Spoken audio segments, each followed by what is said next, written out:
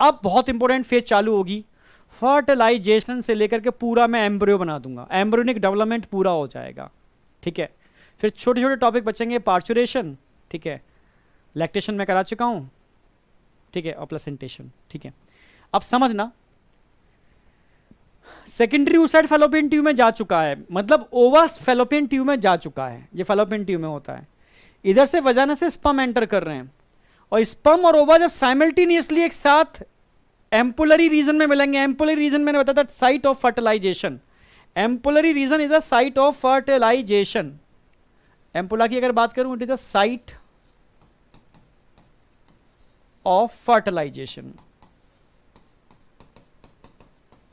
ये फर्टिलाइजेशन की वो साइट है, वो जगह है जहां फर्टिलाइजेशन होता है। It is the widest part of fallopian tube, ठीक है, ampullary region, it is the widest part of fallopian tube. कोई doubt?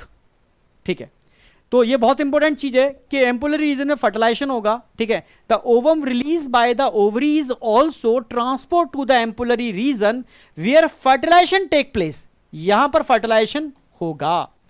Fertilization can only occur if the ovum and sperm are transport simultaneously, यानी इधर से sperm आ रहे हैं, इधर से ओवा आ रहे हैं, दोनों एक साथ अगर एम्पुलरी रीजन में मिलेंगे तो ही फर्टिलाइजेशन पॉसिबल है। Transport simultaneously to the ampullary region, this is region, इसीलिए कहते हैं ये रीजन है कि सारे के सारे फर्टिलाइजेशन या कॉपुलेशन, सारे के सारे कॉपुलेशन फर्टिलाइजेशन को लीड नहीं करते, यही कारण है, समझे? हाँ, यही कारण है कि सारे के सारे कॉपुलेशन फर्टिलाइजेशन को लीड नहीं करते। हाँ बेटा, सारे के सारे कॉपुलेशन फर्टिलाइजेशन को लीड नहीं करते, यही कारण है, यही कारण है, ठीक है। फर्टिलाइजेशन एंड इंप्लांटेशन, समझ रहे हो? इधर से स्पर्म इधर से ओवा जा रहे हैं, तब जाकर के फर्टिलाइजेशन होगा। फर्टिलाइजेशन होगा कैसे? अब देखो मैकेनिज्म पूरी की पूरी। The process of fusion of sperm with the ovum is called fertilization. इनके फ्यूज होने की जो प्रक्रिया है इसको फर्टिलाइजेशन बोलते हैं। मैंने देखो स्पर्म और ओवा का स्ट्रक्चर अलग अलग बना रखा है, पहले स्पर्म का स्ट्रक्चर बढ़ा चुका हूं। स्पर्म की एक टेल होती है, स्पर्म का न्यूक्लियस होता है, और स्पर्म का एक्रोजोम होता है, यहां सारा खेल एक्रोजोम का है, ठीक है। और इसके ऊपर कुछ प्रोटीन्स लगे होते हैं, इनको एंटी फर्टिलाइजिंग प्रोटीन बोलते हैं। और स्पर्म का जो एक्रोजोम होता है, मैंने बताया था गोल्जी बॉडी से बनता है। इस एक्रोजोम के अंदर मैंने क्या बताया था, एंजाइम्स होते हैं, याद हो स्पर्म के स्ट्रक्चर में एंजाइम्स भी बताए थे मैंने। इन एंजाइम्स को स्पर्म लाइसिन बोलते हैं, इस पर क्वेश्चन आता है, स्पर्म लाइसिन पर क्वेश्चन आता है, ध्यान रखना। इनको स्पर्म लाइसिन बोलते हैं। स्पर्म लाइसिन कितने टाइप के होते हैं? 3 टाइप के।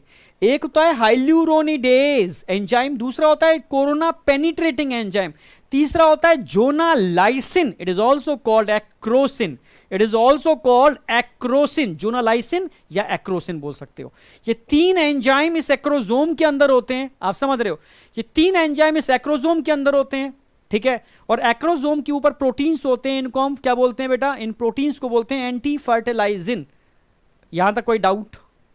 ये स्ट्रक्चर ऑफ स्पर्म क्लियर है? स्पर्म तैयार है, स्पर्म तैयार है ओवा की वॉल के ऊपर फटने के लिए, समझ रहे हो? पर सारे स्पर्म, समझना, जैसे घोड़े का स्पर्म कुत्ते के ओवा को फर्टिलाइज कर सकता है? नहीं, समझ रहे हो? 2 अलग अलग स्पीसीज के गैमीट आपस में फ्यूज नहीं हो सकते। क्यों?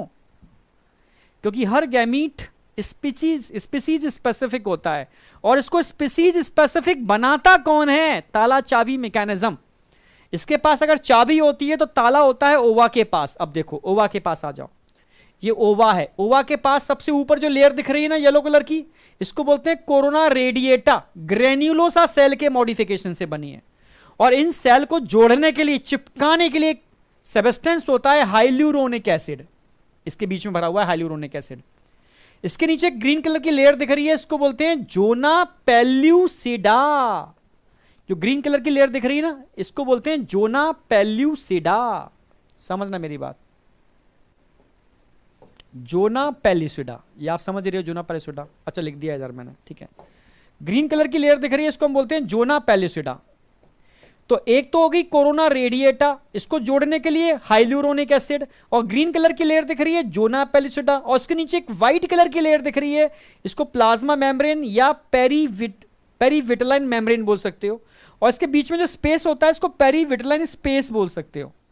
इसी स्पेस में फर्स्ट पोलर बॉडी पहले से बैठी हुई होती है, जो कहां बनी थी, ओवरी के अंदर, टर्सरी फॉलिकल के अंदर, वो इसी में आ जाती है। पढ़िए, ये तैयार है, जिसमें मियोसिस अरेस्ट है, रुकी हुई है मेटाफेज सेकंड के अंदर। ये इंतजार कर रही है कब स्पर्म आएगा, इसको फ्यूज करेगा, तब रुकी हुई मियोसिस आगे बढ़ेगी और सेकंड पोलर बॉडी बनेगी इसके अंदर। तो सेकंड पोलर बॉडी कहां बनती है, मैंने बताया था, फैलोपियन ट्यूब के अंदर। तो ओवा तैयार है, इधर स्पर्म तैयार है। अब स्पर्म के पास एंजाइम्स हैं, ओवा के पास वॉल है। ओवा की वॉल को तोड़ करके स्पर्म को अंदर एंटर करना है। तो ओवा की बॉल को तोड़ने के लिए स्पर्म के पास 3 एंजाइम है, समझने की कोशिश करना। 3 एंजाइम है। यहां पर हाइल्यूरोनिडेज, हाइलोरिनिक एसिड को ब्रेक करेगा, पहला attack. Corona penetrating enzyme corona radiata को पेनिट्रेट करेंगे, कोरोना रेडिएटा को। जोनालाइसिन, जोना पेल्यूसिडा को ब्रेक करेगा, जोनालाइसिन। ठीक है, चलो कंटिन्यू करते हैं। यहां तक कोई डाउट है किसी को? यहां तक कोई डाउट है? वापस जुड़ जाओ, तेजी से जुड़ो, फटाफट तेजी से। ठीक है, अब इस तरीके से ये स्पर्म ओवा की धज्जियां उड़ा देता है। ठीक है, जब ओवा की धज्जियां उड़ाएगा, सारी दीवारों को तोड़ देगा, तभी तो अंदर एंटर कर पाएगा। भाई अंदर एंटर करना है तभी एंटर पॉसिबल है, इन सारी दीवारों को तोड़ना पड़ेगा तभी अंदर एंटर पॉसिबल है। कोई डाउट? यहां तक कोई डाउट? कोई डाउट नहीं, ठीक है। अब समझना मेरी बात, एक्चुअल में जब स्पर्म ओवा से बाइंड करता है तो इसके फर्टिलाइजिंग, ये लॉक है तो ये चाबी है, ये आपस में एक दूसरे से बाइंड कर जाते हैं। इनके आपस में चिपक जाने को एग्लूटिनेशन बोलते हैं।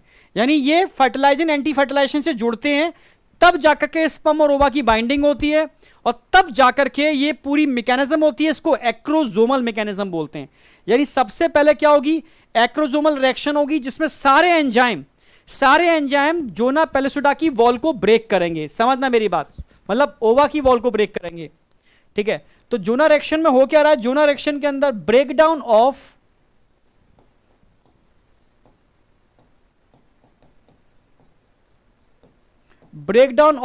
वॉल ऑफ ओवा, ओवा की वॉल का ब्रेकडाउन हो रहा है। इसको एक्रोजोमल रिएक्शन बोलते हैं, एक्रोजोम के थ्रू। जब एक्रोजोमल रिएक्शन होगी बेटा, तो तुरंत ही जोना रिएक्शन होगी। सर जोना रिएक्शन क्या होती है समझो।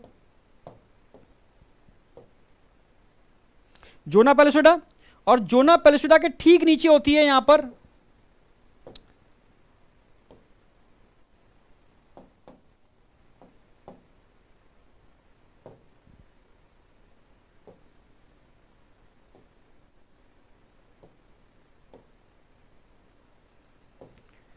ठीक है। तो जोना रिएक्शन, अब जोना रिएक्शन में क्या होगा, देखो जोना रिएक्शन के अंदर क्या होगा। जोना रिएक्शन में क्या होगा, ये थे ना सारे के सारे, ये जोना पेल्यूसिडा ब्रेक हो चुकी है, इसका ब्रेकडाउन हो चुका है, ब्रेक हो चुकी है, ये ब्रेक हो चुकी है, टूट गई है ये। इसके टूटते ही समझना मेरे, तोड़ा किसने, तोड़ा है स्पर्म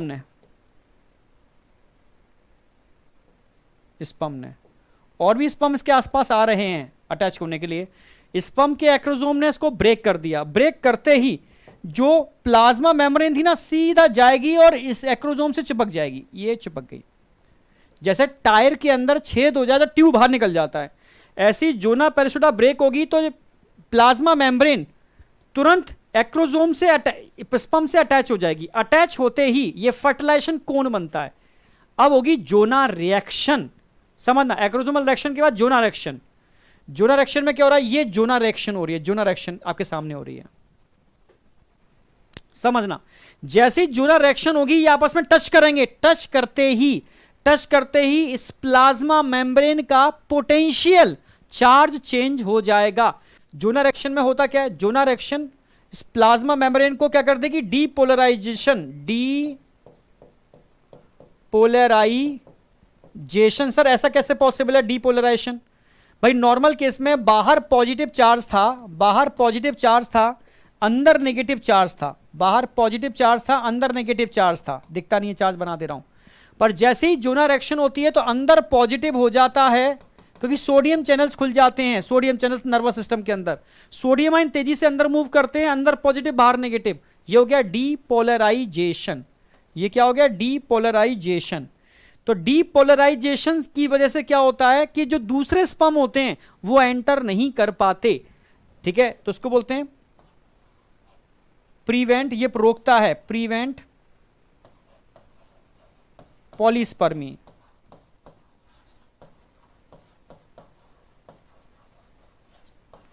ये पॉलीस्पर्मी को रोकने का काम करता है, प्रिवेंट पॉलीस्पर्मी, एक से ज्यादा स्पर्म अंदर एंटर ना करें उसको रोकने का काम करता है, एक से ज्यादा स्पर्म अंदर एंटर ना करें उसको रोकने का काम करता है ये डीपोलराइजेशन। समझे या नहीं समझे?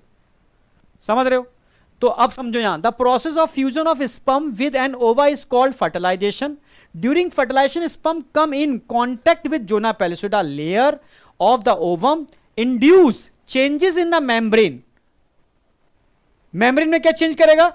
डीपोलराइजेशन, जिससे क्या होगा? That block the entry of additional sperm, एक से ज्यादा स्पर्म की एंट्री ना हो, प्रिवेंट पॉलीस्पर्मी, इसको पॉलीस्पर्मी कहते हैं, इसको रोकता है। Thus it ensure that only one sperm can fertilize an ova, सिर्फ एक ही स्पर्म ओवा को फर्टिलाइज करेगा। The secretion of acrosomal help to sperm enter into the cytoplasm of ovum through the zona pellucida and the plasma membrane। इसकी वजह से ये आगे जाकर के देखो, कॉर्टिकल रिएक्शन भी एक होती है। कॉर्टिकल रिएक्शन में क्या होता है? कॉर्टिकल रिएक्शन में कॉर्टिकल ग्रेन्यूल्स होते हैं। जब मेम्ब्रेन डीपोलराइज हो जाती है ना, तो कॉर्टिकल ग्रेन्यूल्स अपने सबस्टेंस को इस स्पेस में भर देते हैं और एक लेयर यहां बन जाती है, ये भी पॉलीस्पर्मी को रोकती है। तो कॉर्टिकल रिएक्शन भी प्रिवेंट करती है पॉलीस्पर्मी को।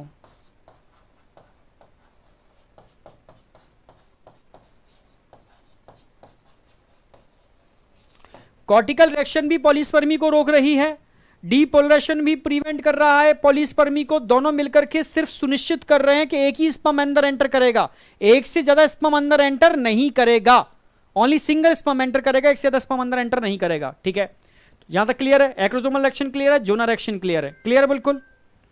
एक्रोसोमल रिएक्शन क्लियर है, जोनल रिएक्शन क्लियर है, यहां तक कोई डाउट नहीं होना चाहिए। ठीक है, आगे। ठीक है, ये तो मैंने बता ही दिया पूरा।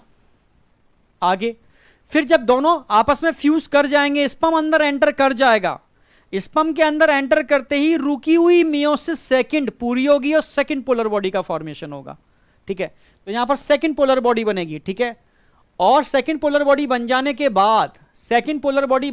बाद, स्पर्म और ओवा के न्यूक्लियस आपस में फ्यूज कर जाएंगे, जायगोट बन जाएगा, डिप्लॉइड जायगोट बन जाएगा, और डिप्लॉइड जायगोट बनते ही इस जायगोट की रैपिड माइटोटिक डिवीजन होगी।